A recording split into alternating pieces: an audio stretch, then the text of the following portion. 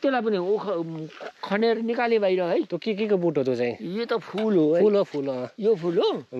त्यो बेलौती भयो बेलौती चाहिँ बाजे छ त्यो त्यतातिर अमला छ अमला हैन अमला रहेछ इपिल पनि तपाईले लगाउनु भयो कि उम्रेको त्यो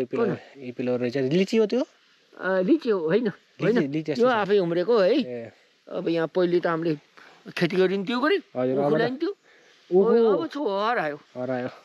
त्यही भएर नयाँ बाटो बन्दैछ त्यसो भए यहाँ यो पिचुनलाई बाटो बन्यो कि कस्तो के हो यो पिचुनलाई बाटो यो ए भन्छ त्यस विकास हुँदैछ यो हजुरको उतै जाने हो गुलुम्दीतिर धमिलो पानी हैन गुलुम्दी भनेको मगर भाषामा धमिलो पानी लुम्पेको मतलब पनि थाहा थिएन बाले भन्नुभयो लुम्पेको भनेको चाहिँ ठुलो ढुङ्गा रहेछ ठुलो लुम्पेको भनेको सबैभन्दा ठुलो ढुङ्गा भनौँ न लुम्पेको नि ठाउँ पोलतिर पनि छ अरे कि दुईटा एउटा लुम्पेक एउटा ठुलो लुम्पेक होला सायद त्यस्तो ठुलो लुम्पेकोलाई लुम्पेक भन्ने एकछिन के ठिक छ अहिले चाहिँ यहाँ छु अब यहाँबाट चाहिँ बाटो बटाइनु भयो यहीँबाट गइन्छ अरे तर अलि दुःख छ अरे यहीँबाट त मोडियो नि बाटो